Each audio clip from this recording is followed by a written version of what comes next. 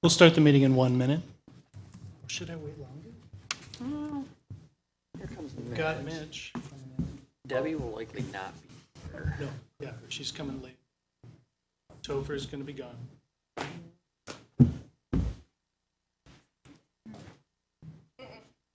No, they look very similar though. They do. I thought you were Frank. Sorry.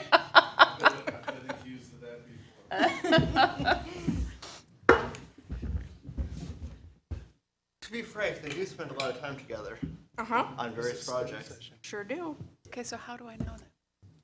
It was Brett. Oh, yeah. We have to stop meeting like this, Mitch.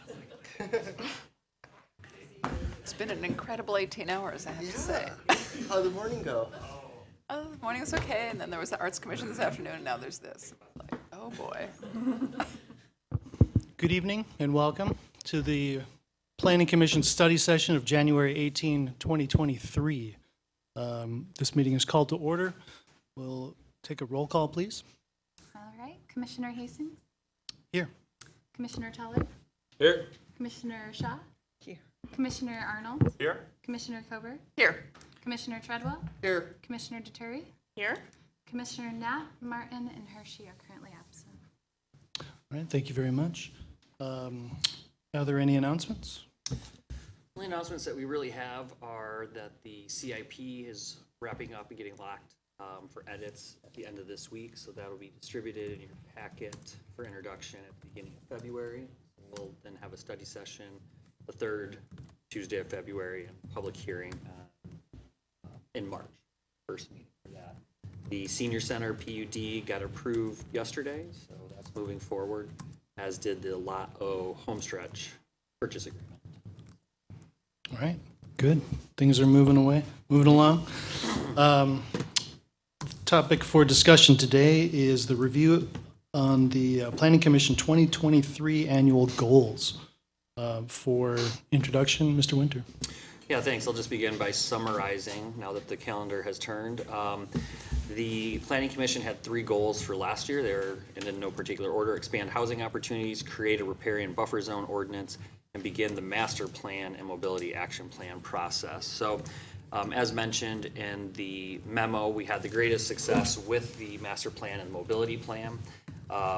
We were able to create our RFP, distribute it, review the proposals for both of those, conduct interviews, secure funding for the mobility plan in particular. We had to go out and get a variety of grants to fund that project, and then kick both those off.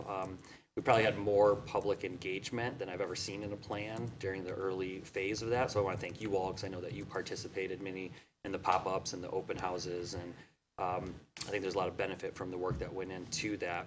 It definitely took a lot of our staff time. Luckily, we did have an intern this summer to help with us. She was out in the field quite a bit for those pop-ups.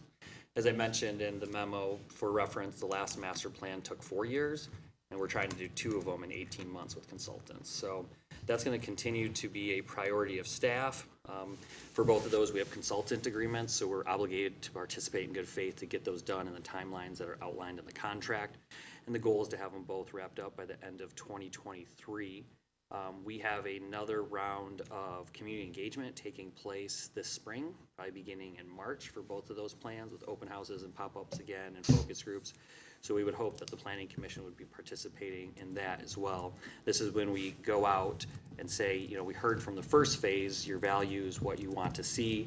This is what we're initially starting to recommend. Are we getting it right? So it's kind of part of that feedback process. So that'll continue throughout the year. With that end of 2023 completion date, that does include the mandatory 63-day public review period. So we get the draft done, we have to release it, and then we wait about 9 weeks for the public to weigh in before we can hold any kind of public hearing or anything like that. The next one was the riparian buffer zone ordinance. As you recall, there was an ad hoc committee. They did put a draft together. The attorney, as we discussed previously, had flagged a number of things that basically we need to restructure it. Some of the triggers that were outlined in it aren't actually actions that require land use permits and things like that. She had some other concerns that just need to be addressed and massaged a little bit. And we do have to go out for public participation and engagement on that. But since there's been a lot of work put into it, staff totally supports moving this forward and continuing to work on it as we have time available and getting that finished. And then the last one, of course, was expand housing options. We didn't get to have very much completed in that this year, which is unfortunate, but most of that is related mostly to staff capacity. And so that's an issue that we continue to experience in the department. For the 10th year in a row, last year we asked for another planner.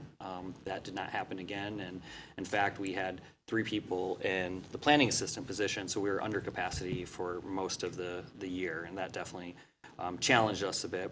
It's also been challenging in that as staff we are directed by the city manager, who is oftentimes directed by the city commission, so their priorities become our priorities, and staff has to shift and pivot and take those on as are directed to us.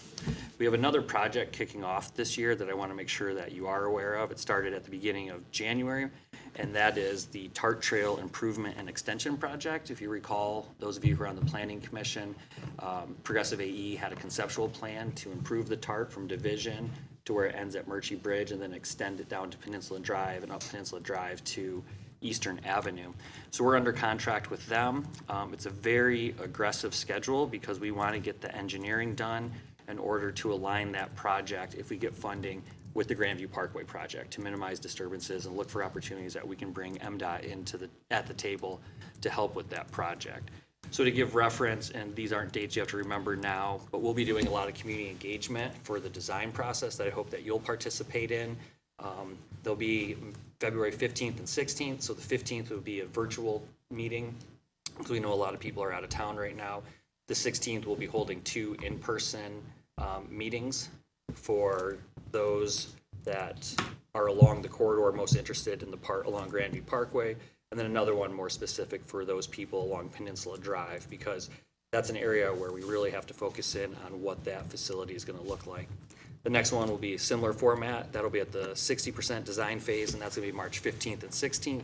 And then we're looking at a final 90% design phase meeting, April 26th and 27th.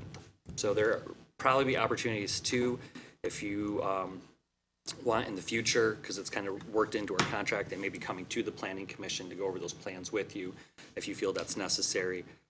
Otherwise, if your participation in those community engagement events is sufficient, then we can just go with that. But it doesn't require any kind of official approval from the Planning Commission. So that's a recap. So with that, we would be happy to hear what you have to say, what you envision for the year.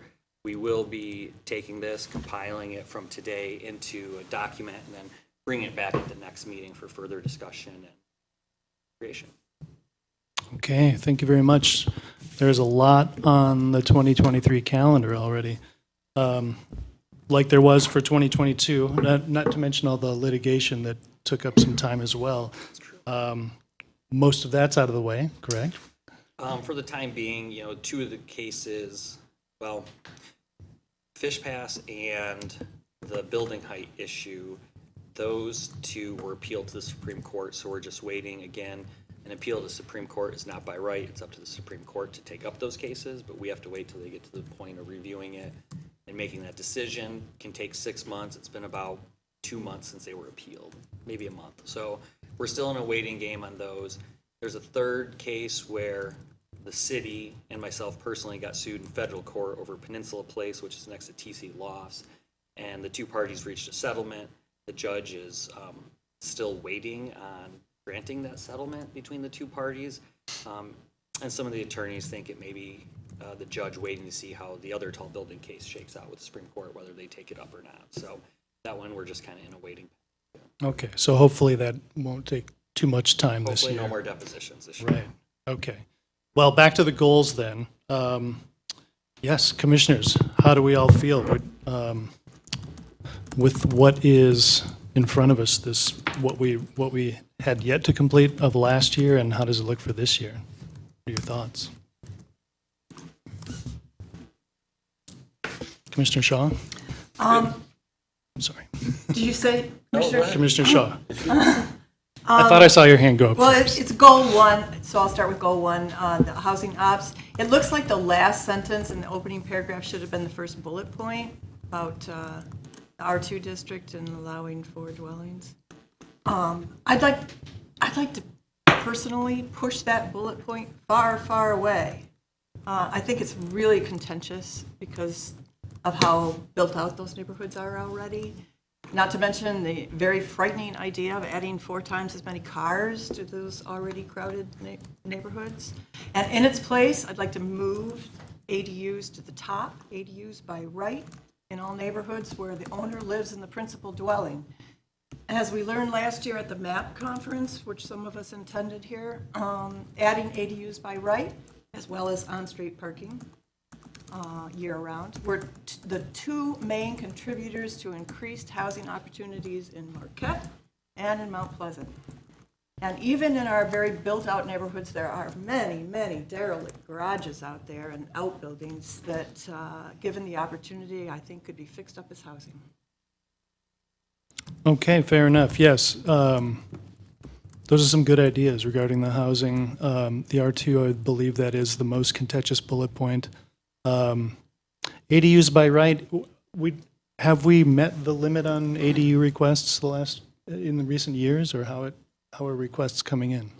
No, we haven't met the limit. We've gotten close. I'd have to pull the numbers to see. I definitely support eliminating the cap. Frankly, it takes quite a bit of investment and money just to get the plans together, only to come in and find out maybe the cap had been met the week before and you didn't know that. Plus, we've acknowledged that it's a type of resident dwelling that we support by allowing them.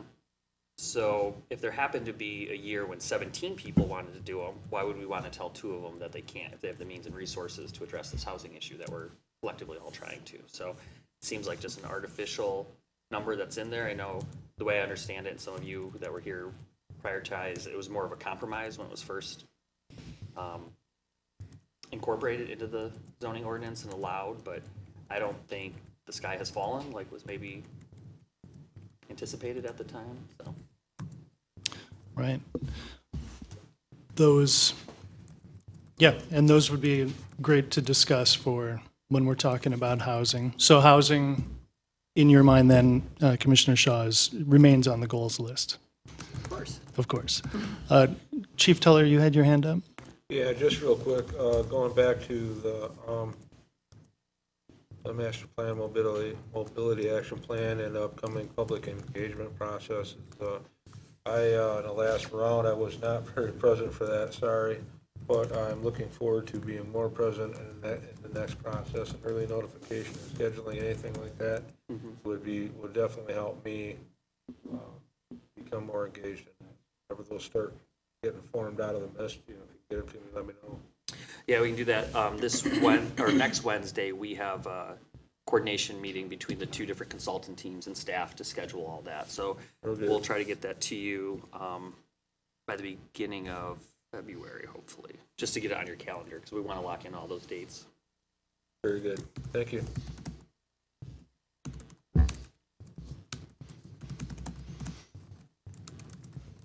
Well, as for the riparian buffer, do we have an idea about next steps for that? What might help the engagement and such? And are we waiting for any other comments from our attorney? I don't think so at this time. I think a lot of it is just getting her free of her schedule to be able to sit down with us. We've talked internally as staff with Laura coming on board and having someone in this position of being able to actually start working on it again. So as soon as we have time, it's at the top of our list. Great. Commissioner Shaw? I prepared a spiel on this. I haven't done this in about a year, and it's not very long. I did it for Linda. Thanks. She hasn't been here for a year. The master plan is at the top of our priority, our goal list. But as the master plan community engagement clearly showed, protecting our natural resources was the #1 priority for the community members who participated in those engagement rounds, that first engagement round. The Great Lakes Commission just released in today's Record Eagle an action plan for a resilient Great Lakes Basin. I thought that was really timely. The plan reminds us right in the very first paragraph that 90% of North America's fresh water comes from right here. And because of this near monopoly of fresh water, what we plan for in Traverse City and what we execute potentially affects not only our small community, but millions of other people. Not that we have control over everything. We have, because of a changing climate, we have increasing water levels, increasing water temperatures, increased precipitation, increased severity of storms, length of storms. So as a planning commission, I would hope that we could think hard about how we adapt to those stresses before we have to, as a community, react to them. In other words, how do we build a climate resiliency into our zoning? This work on the riparian buffer has been going on for 4 years now, and there has been no progress since August of 2021. I know everyone agrees that the ordinance as a whole needs work, but I feel that certain portions that we can agree to move certain portions of this forward. Portions that would protect our freshwater resources by buffering sensitive stream banks and shorelines. And I'd like to see the ad hoc committee resume monthly or even bi-monthly meetings to hash out what we can reasonably and meaningfully do to move these certain portions of the ordinance forward over the first half of this year. The Watershed Center is more than willing to assist us in this process with examples of standards from nearby communities and draft recommendations. I hope we can wholeheartedly agree to invite them into this process.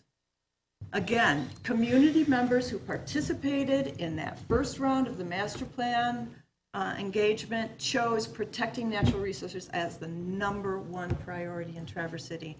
They spoke. I hope we can listen, and I hope we can make this a priority alongside of the master plan this next year. Excellent. Yes, agree. With riparian buffer, the water quality issue is something we should very much take to heart, keep protected. We've received a note from Commissioner Hershey in her absence that she also had noted climate change in general, not just water quality, but climate change was something that a lot of people had noted in the engagement with the master plan thus far. And what is it that we could do in the Planning Commission to address those concerns with climate change? Could there be anything, do we have any levers that we could pull related to stormwater or any other ideas?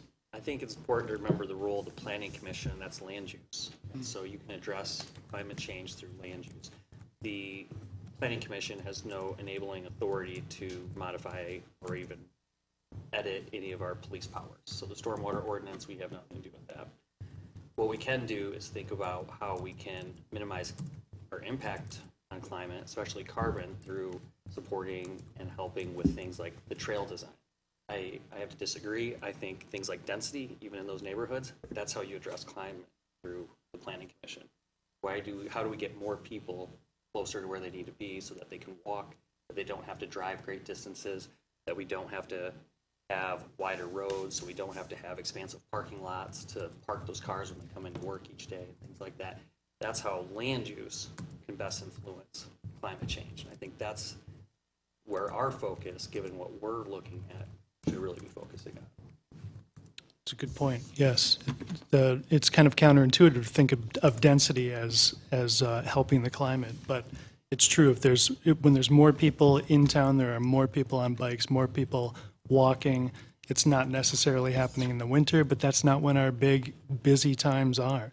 In the summertime, when you can't get across town and traffic is outrageous, there's so many people that can get on a bike and just get to where they need to go within town.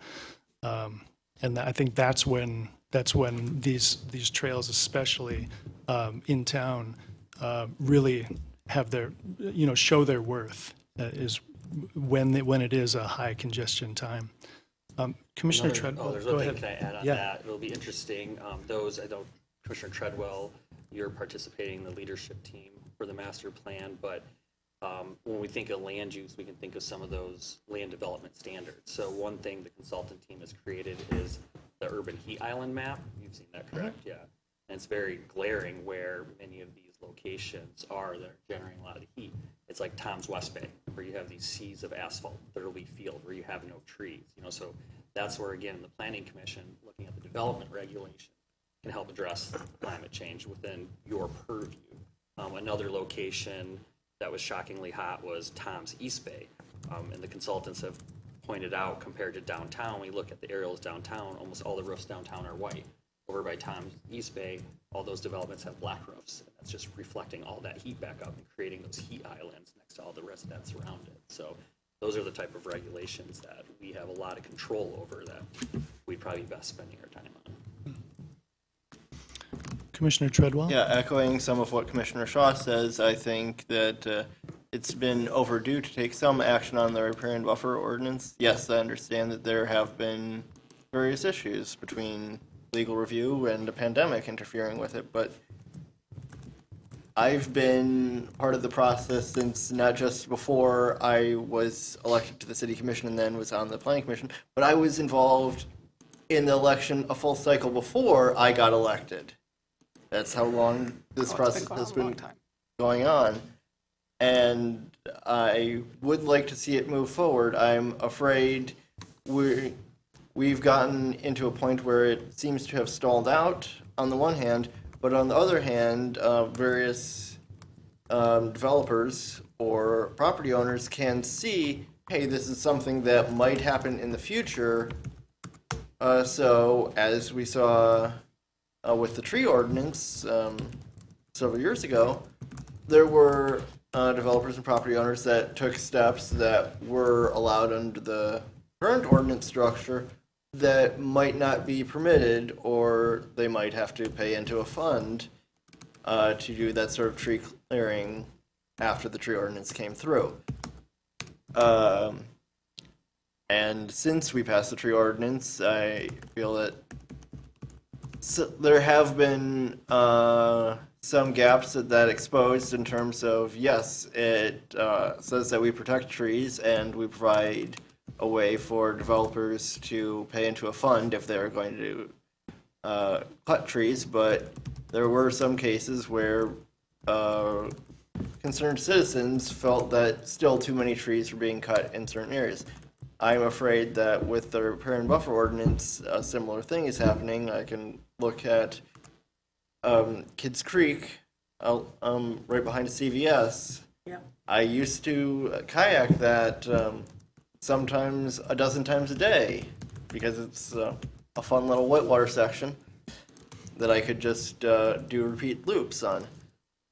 But even though I can still paddle it, and that one property isn't the only such place, but it is not as scenic and enjoyable as a place that is in the heart of Traverse City, but is, because it's a waterway and has heavier vegetation, a more natural feel.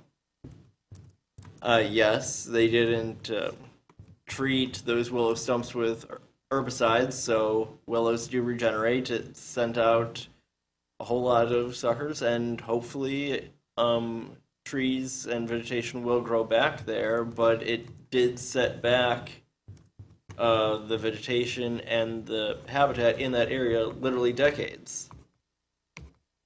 I'm hoping that we can move forward with a riparian buffer ordinance, and if it does look like, hey, it's a large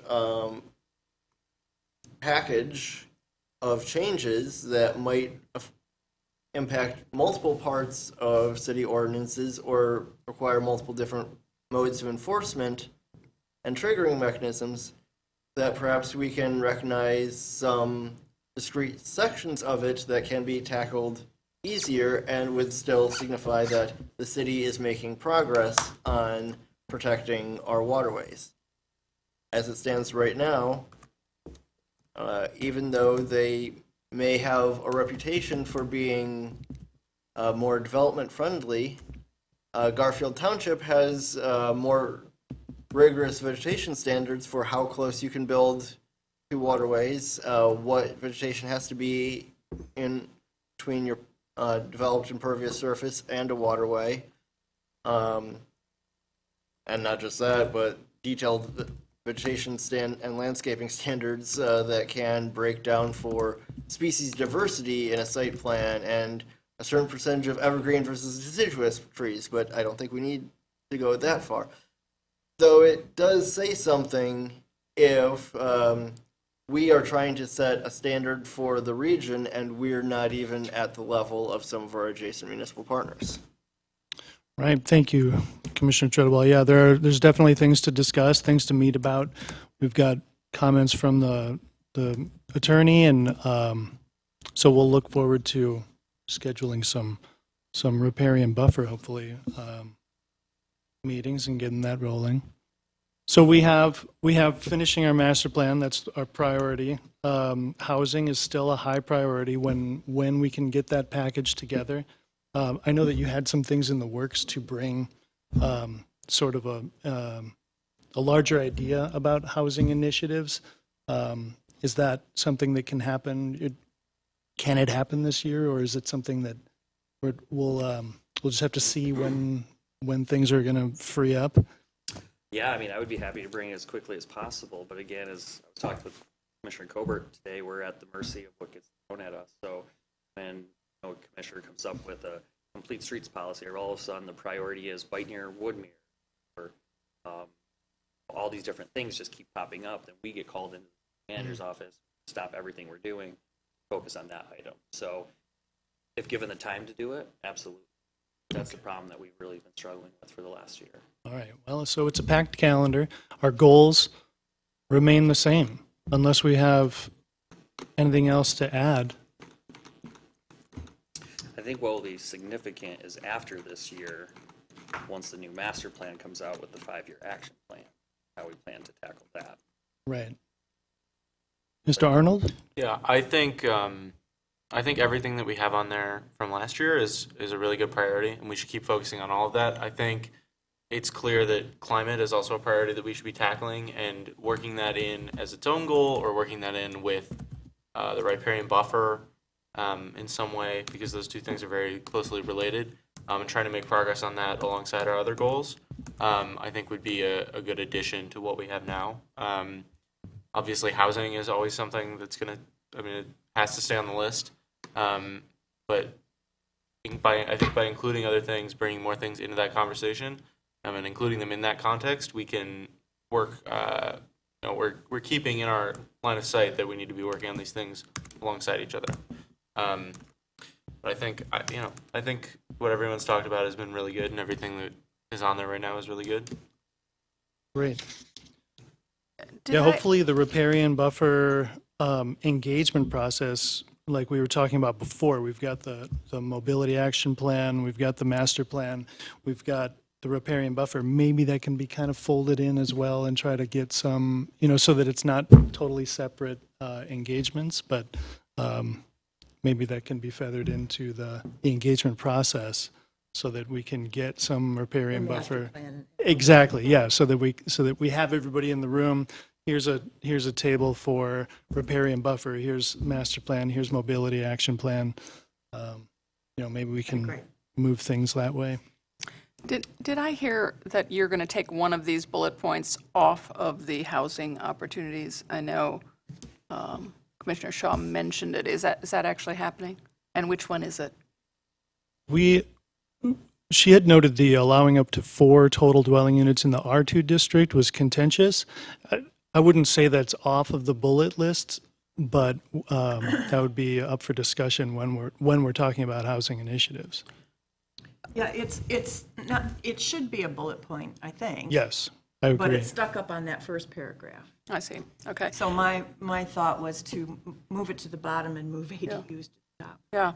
One of the things that I worry about a little bit is if you clump all of these in an omnibus kind of thing, when you have one really contentious item, we may lose the things that we could otherwise pass. So maybe doing an omnibus of these is not a great idea, but take the ones that are low-hanging fruit and get those through, and then approach those that were a little more complicated. Right. That's one thing. We talked about that last year and chose the omnibus because we're having the same exact ticky-tack conversation. This was an approach that was actually supported by some of the commissioners. They made an analogy to like a federal spending bill. Like there's pork in there that you have that I don't like, but there's stuff in there that I like, so we can be collective. So you are going to try and group them all? That's what's been discussed. And do you feel that that is more within staff capacity than biting off smaller chunks when you do have time and then being able to get something for us at our February meeting? Absolutely. Because the other part of that conversation is not one of those items is really going to make a big dent. If you want to make a change, make a change. And it requires many levers being pulled. Planning Commission only has so many levers. You know, there's things like market forces and things like that, state laws, taxation that we have no control over. So if we're serious about it, we should be serious about it. Kind of like the building electrification thing yesterday that was discussed, Linda. You know, it's like we want to be bold and make a difference. What we need to probably do.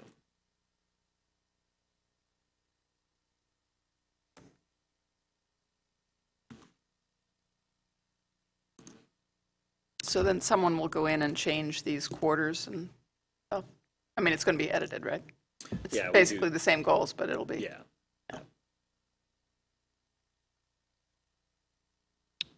All right.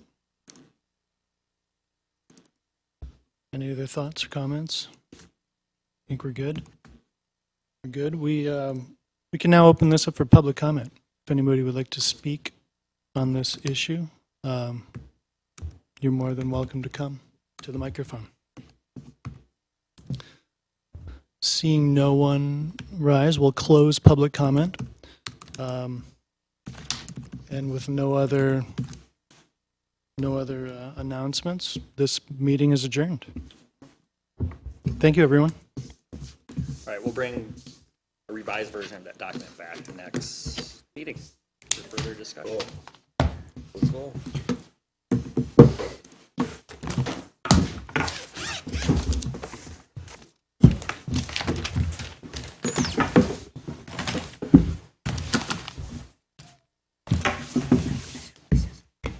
Thank you. Thanks.